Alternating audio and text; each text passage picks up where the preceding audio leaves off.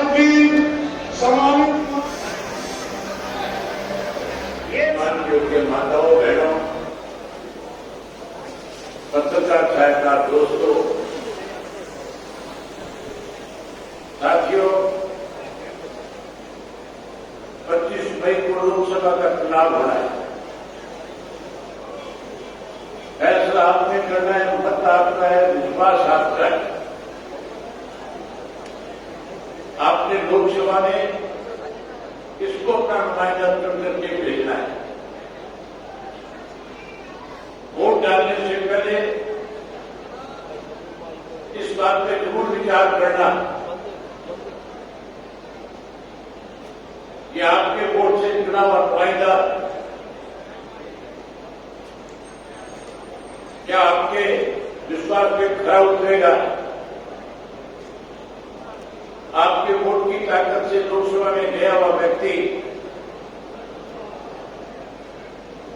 क्या आपके इलाके का सम्मान करेगा। कई ऐसी बातें हैं जिन पे जरूर आपको सोचना चाहिए। मैं आज आपके बीच में कोई भाषण देने नहीं, कुछ बातें करने के लिए आया हूं। 10 वर्ष पहले कांग्रेस का राज होता था और कांग्रेस के लोग से लोग तंग हो गए थे, परेशान हो गए थे। कांग्रेस ने देश की बदनामी दुनिया में कराई। जब मनमोहन सिंह की सरकार थी तो भ्रष्टाचार का इतना बड़ा बोलबाला था कि हिंदुस्तान का कोई भी व्यक्ति किसी भी दूसरे देश में जाता था और दूसरे देश के नागरिक से जब मिलता था तो दूसरे देश का नागरिक जो था वो उसको मिलते ही सबसे पहले ये पूछता था कि दुनिया में आज सबसे भ्रष्ट अगर कोई मुल्क है तो उसका नाम हिंदुस्तान है। बहुत बड़ी बदनामी कांग्रेस ने कराई थी।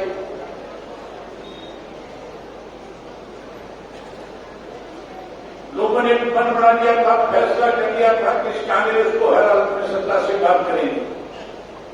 जिस कांग्रेस की 400 सीटें आया करती थी, लोगों ने 2014 के चुनाव में उस कांग्रेस को 40 से जाकर के खड़ा कर दिया और जो उसके सामने जीत करके आए, जिन लोगों ने सरकार बनाई भारतीय जनता पार्टी, उस भारतीय जनता पार्टी ने भी लोगों के साथ बहुत बड़े बड़े वायदे किए थे। अगर मैं सारे वायदों का जिक्र करूंगा तो बहुत लंबा टाइम लग जाएगा। 4 बड़े वायदे थे जिससे हर आदमी प्रभावित होता था, हर आदमी मानता था कि ये 4 वायदे जब पूरे हो गए तो देश का हर नागरिक खुशहाल हो जाए।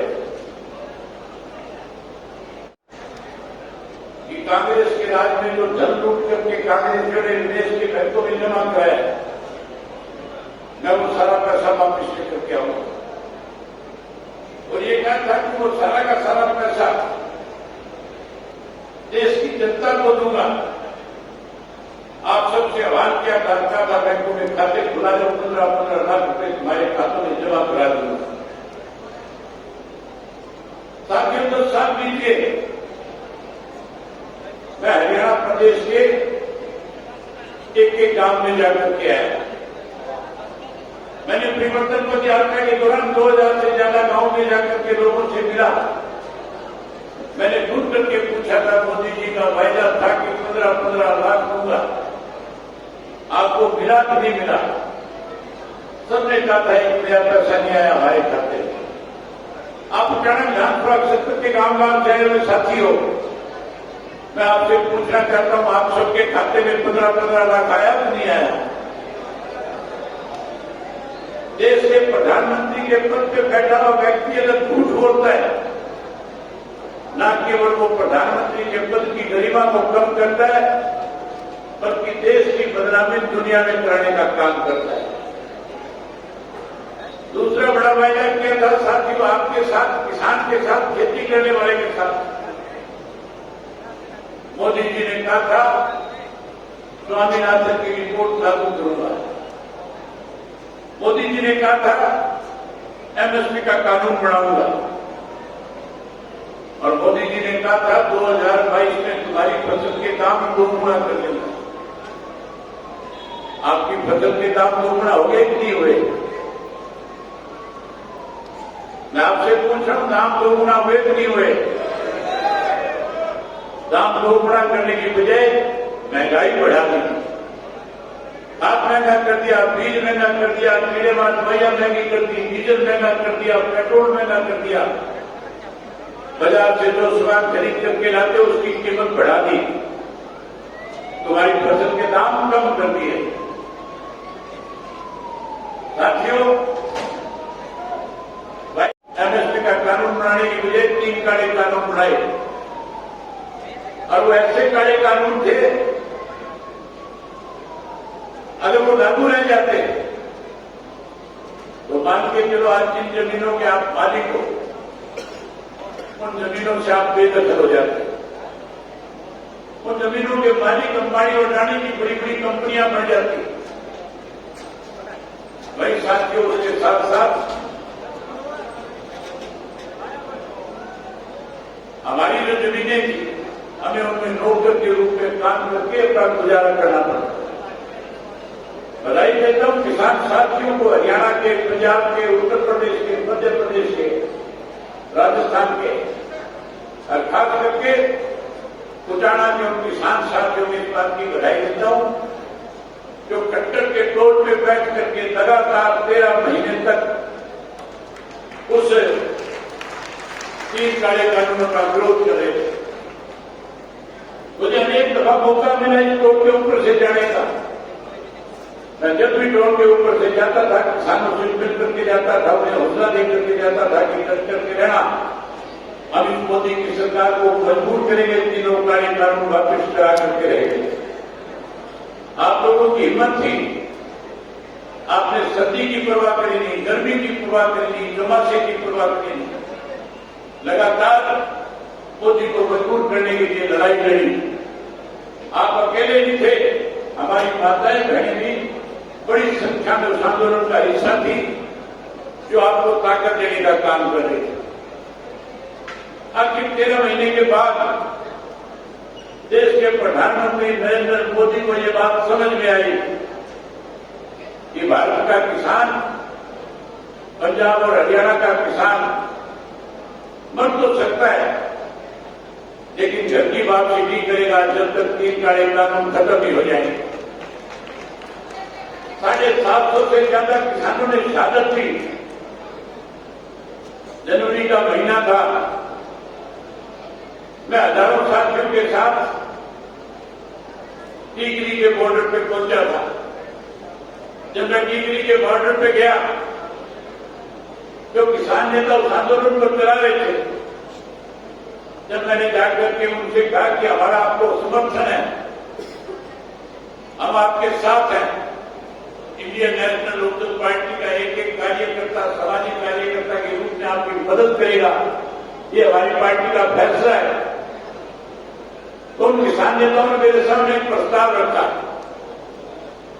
मुझे कहने लगे, आप चौधरी देवलाल हमारे बीच में होते, कोई बड़ा फैसला करते, और बड़ा फैसला करके जहां किसान आंदोलन की ताकत बढ़ाते, वहीं केंद्र की सरकार को मजबूर करने का काम करते। साथियों, मैंने उसी वक्त उनके सामने प्रेस के लोगों को बुलाया। मैंने प्रेस को बुला करके उनके बीच में कहा कि 26 जनवरी तक या तो 3 काले कानून खत्म हो जाएंगे, अन्यथा 27 जनवरी को इस्तीफा दे करके किसानों के बीच में बैठ करके इनकी लड़ाई को लड़ने का काम करो। ये सारे किसान ट्रैक्टर लेकर के दिल्ली में तिरंगा यात्रा निकाले। मैं भी उस तिरंगा यात्रा में गया था। दिल्ली के लोगों में मोदी की सरकार ने एक भ्रम पैदा कर रखा था, डर बैठा रखा था, कह रखा था किसान ट्रैक्टर पे चढ़ करके आएगा, दिल्ली लूट करके ले जाएगा। लेकिन हम जैसे ही दिल्ली में घुसे ट्रैक्टरों के साथ, आपको सुनकर के हैरानी होगी, दिल्ली के लोगों ने फूलमालाओं से स्वागत किया, मिठाइयां बांट रहे थे, फल फ्रूट खिला रहे थे, जगह जगह लंगर लगा करके किसानों की खाने की व्यवस्था किए थे। शाम को मोदी को पता लगा कि दिल्ली में किसानों का स्वागत हुआ, कैसे उस किसान आंदोलन को कमजोर किया जाए, इसके लिए षड्यंत्र रच दिया। षड्यंत्र भी छोटा नहीं था, बड़ा था। ये कहा गया कि ट्रैक्टर यात्रा में अफगानवादी थे, आतंकवादी थे, इसमें खालिस्तानी थे, जिन्होंने आकर के तिरंगे का अपमान कर दिया, तिरंगे के बरोबर खालिस्तान का झंडा लगा दिया। लोगों में भ्रम पैदा हो गया, कहीं ना कहीं इस बात की सुबह शुरू होगी कि आंदोलन को आगे कैसे चलाया जाएगा, आंदोलन टूट जाएगा। मेरे पास अनेक नेताओं के रात को फोन आए 26 जनवरी को कि अभी अगर आप इस्तीफा दोगे कोई फायदा नहीं होगा, आंदोलन सुबह तक खत्म हो जाएगा। जो मुझे टेलीफोन कर रहे थे, मैं उनसे आगे से कह रहा था कि अगर सही मायने में आप 3 कड़े कानून खत्म करना चाहते हो, आप चाहते हो कि किसान को एमएसपी मिले, तो फिर आपको भी मेरे साथ चल करके इस्तीफा दे देना चाहिए। साथियों, उन्होंने हिम्मत नहीं जुटाई। मैं 27 जनवरी को विधानसभा में गया और अपना इस्तीफा लिख करके स्पीकर को सौंप दिया। मैंने कहा इसे मंजूर करो। मैंने अपने इस्तीफे में लिखा था कि मैं इसलिए इस्तीफा दे रहा हूं विधानसभा से, इस देश के अंदर केंद्र की सरकार ने 3 काले कानून बनाए हैं। इंडियन नेशनल लोकदल पार्टी उन तीनों काले कानूनों का विरोध करती है। मैं ऐसी विधानसभा का सदस्य नहीं रहना चाहता जिस विधानसभा में काले कानूनों का समर्थन किया जाता है। स्पीकर ने मेरे सामने कहा कि आप सबके साथ इस्तीफा नहीं दे सकते।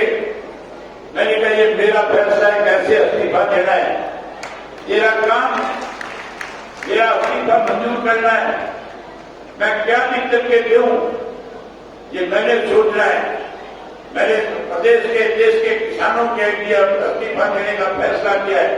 मेरा इस्तीफा मंजूर किया जाए, तब जाकर के स्पीकर को मेरा इस्तीफा मंजूर करना पड़ा। इस्तीफा देकर के सीधा किसानों के बीच में जाकर के बैठ गया था।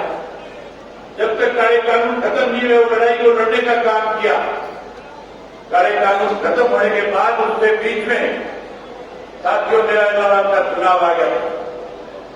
जो कांग्रेस के लोग आज ये अफवाह फैला रहे हैं, उन कांग्रेसियों से आप पूछना इलाहाबाद के चुनाव में तुम्हारी क्या भूमिका थी। उस इलाहाबाद के चुनाव के अंदर जहां बीजेपी, जेजेपी, अरे गोपाल कांडा की पार्टी तीनों इकट्ठी होकर के मेरे खिलाफ चुनाव लड़ रही थी। भाई कांग्रेस ने अपना उम्मीदवार खड़ा किया था। कांग्रेस ने उम्मीदवार खड़ा करने के बाद ये हुड्डा वहां पे वोट मांगने गया। इस भूपेंद्र सिंह हुड्डा ने जाकर के वहां जब वोट मांगा, ये जयप्रकाश भी वहां वोट मांगने गया हुआ था। इस भूपेंद्र सिंह हुड्डा के ग्रुप के जितने भी नेता थे सारे वहां मेरे खिलाफ वोट मांगते थे, प्रचार करते थे। लेकिन साथियों कांग्रेस के लिए वोट नहीं मांगते थे। हुड्डा का आज भी बयान रिकॉर्ड है, आज भी उसकी वीडियो ऑडियो चलती है। हुड्डा ने वहां अपने भाषण में कहा था कि अभय सिंह, उसने कहा था कि अभय सिंह के सामने जो कैंडिडेट है, कांडा जो है, वो कांडा मेरा भी मित्र है। मैं वोट तो कांग्रेस के लिए मांग रहा हूं, लेकिन इस बात का ध्यान रखना कांडा भी मेरा मित्र है। सीधा सीधा इशारा था कि कांग्रेस की बजाय इस कांडा को वोट दे देना ताकि अभय सिंह चुनाव से हट जाए, चुनाव हार जाए। केवल और केवल किस तरह से इन लोगों ने मिलकर के मेरे खिलाफ षड्यंत्र के तहत मुझे हराने की कोशिश करी थी। लेकिन साथियों, जब हुड्डा ने ये कह करके वोट मांगा तो वहां के सारे किसान एकजुट हो गए, सारे मजदूर मेरे साथ खड़े हो गए। इन्होंने उन्होंने सैकड़ों करोड़ रुपया खर्च किया, 10-10 हजार रुपए के वोट खरीदे। उसके बावजूद लोगों ने मुझे 10,000 ज्यादा वोट दे करके वहां से विधानसभा का फिर से सदस्य चुनने का काम किया था। ये बात मैं आपको इसलिए बता रहा, प्रचार करा रहा है, कह रहा है गांव गांव के अंदर इसने अपने लोग छोड़ रखे हैं, जो केवल सारा दिन एक प्रचार करते हैं कि इंडियन नेशनल लोकदल पार्टी तो केवल कांग्रेस को हराने के लिए आई है, भाजपा की मदद कर रही है। मैं उस हुड्डा से भरी सभा में एक बात पूछना चाहता हूं, अगर वो मेरी एक भी बात का जवाब दे दे, मैं यहां से चैलेंज करके जाता हूं, भूपेंद्र सिंह हुड्डा को प्रेस के लोग बुलाए, मुझे भी बुलाने और बीजेपी के भी किसी साथी को बुला ले, मुख्यमंत्री को बुला ले, उनके अध्यक्ष को बुला ले, हम तीनों बैठ जाएंगे, तीनों डिबेट करेंगे और उस डिबेट के अंदर मैं उससे पूछूंगा कि इलाहाबाद के अंदर तुम किसकी मदद करके आया था। अगर वो मेरी बात का जवाब दे देगा तो मैं उसकी सारी बातें मान लूंगा। एक और पूछूंगा कि जब राज्यसभा का राज्यसभा का चुनाव हो रहा था हरियाणा का, उस वक्त में जब कांग्रेस के 17 मेंबर जीत करके गए हुए थे, इंडियन नेशनल लोकदल पार्टी के 30 मेंबर जीते हुए थे, मैं अपोजिशन का लीडर था, सुभाष चंद्र भाजपा की तरफ से उम्मीदवार बनाया गया था। हम दोनों पार्टियों की तरफ से एक साझा उम्मीदवार आगे आनंद एडवोकेट था। हमारा आपस में दोनों पार्टियों का फैसला था, हमने ये तय करके वो कैंडिडेट खड़ा किया था कि हमने सारे के सारे वोट इसको देख करके भाजपा वाले को हराना है। हमने ईमानदारी के साथ अपने 20 वोट दिए। इस हुड्डा ने अपना वोट उसके पक्ष में डालने के बजाय साथियों खाली छोड़ दिया था। 14 एमएलए की पेन की सही बदल करके जयप्रकाश जी में शामिल था। इस जयप्रकाश ने पूछ लेना उस जयप्रकाश से कि तो सुभाष चंद्र के पक्ष में था कि नहीं था। एक बात हुड्डा की करता था, लेकिन जयप्रकाश उसके एजेंट के रूप में काम कर रहा था। जयप्रकाश लगातार इस प्रयास में था कि सुभाष चंद्र चुनाव जीत जाए, इसने उसको चुनाव जिताने में महत्वपूर्ण भूमिका निभाई थी। हुड्डा के साथ उसकी साठ-गांठ कराई थी। 14 मेंबरों के जो पेन बदल करके सही बदल करके पहले की जो वोट कैंसिल कराए थे, उसका सबसे बड़ा सत्यनारायण जयप्रकाश था। ये जयप्रकाश जब वोट डालने गया था, ये दूसरा पेन अपनी जेब में डाल के लेकर के गया और इसके पेन बदल करके वहां से वो पेन जिससे ट्वीट करना था वो जेब में डाल दिया, दूसरा पेन वहां छोड़ करके आया। और उसके बाद साथियों जब 14 वोट गिर गए तो बीजेपी का एक लड़का जो आजकल मंत्री है, जो गोयल नाम का अम्बाड़ा से मंत्री है, उसकी जिम्मेवारी लगाई गई थी कि 80 पेन छोड़ करके नकली पेन उठा करके लिया। 14 वोट कैंसिल इन लोगों ने कराए थे। ये हमारे ऊपर आरोप लगाते हैं, मिले हुए स्वयं भाजपा के साथ है। साथियों आज ये बीजेपी के साथ मिलकर के इंडियन नेशनल लोकदल पार्टी को कमजोर करने की कोशिश कर रहे हैं। इंडियन नेशनल लोकदल पार्टी को कमजोर नहीं, ये गांव के लोगों को कमजोर करना चाहते हैं, ये आपको कमजोर करना चाहते हैं। साथियों जिस तरह से भारतीय जनता पार्टी ने लोगों के साथ धोखा किया, इसी तरह से कांग्रेस के लोग भी लगातार धोखा करने का काम करते हैं। मैं आपसे निवेदन करने के लिए आया हूं कि वोट डालने से पहले जरूर ये सोचना कि जिस कांग्रेस को 10 साल पहले सत्ता से बाहर किया था, क्या उसी कांग्रेस को फिर से देश की सत्ता सौंप दी जाए। अगर इससे लोगों को सत्ता सौंप दोगे तो फिर अगले 5 वर्ष बरताओगे। अगर अभी ठीक फैसला ले लोगे, अभी ठीक फैसला करके अपनी खुद की पार्टी को मजबूत करोगे। ये उठाना हल्का तो हमेशा चौधरी देवलाल का समर्थन करता रहा है।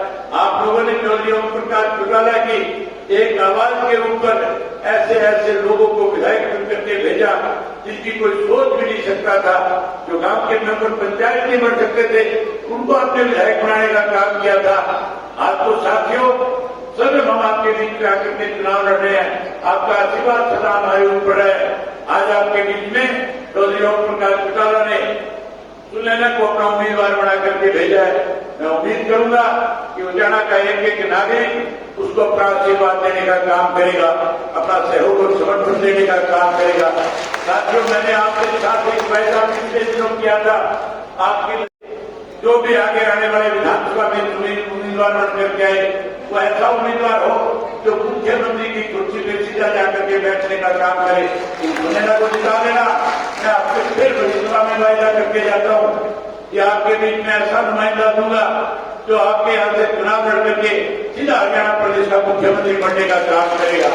मैं उम्मीद करूंगा कि आपकी लड़ाई केवल लोकसभा की नहीं है, आपकी लड़ाई विधानसभा की भी है। अगर विधानसभा जीतना है तो लोकसभा जीतना जरूरी है। मैं उम्मीद करूंगा कि आप हर हालत के अंदर सुनैना जी के पक्ष उसमें वोट डाल करके जिताने का काम करोगे। मैं भाजपा के उम्मीदवार के बारे में भी आपसे खुल करके एक बात बताना चाहता हूँ।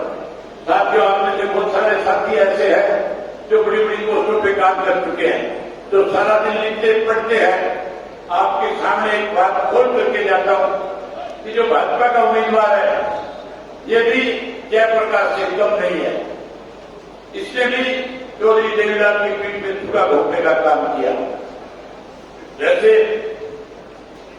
जेजेपी वालों ने चौधरी ओम प्रकाश चौटाला से दगा करके अपनी अलग पार्टी बनाई थी, इसी तरह चौधरी रणजीत सिंह ने भी चौधरी देवीलाल को 83 में चीफ मिनिस्टर ना बने, इसके लिए सबसे बड़ी रुकावट पड़ने का काम किया था। ये बात मैं इसलिए नहीं कह रहा कि रणजीत सिंह आज भारतीय जनता पार्टी में है।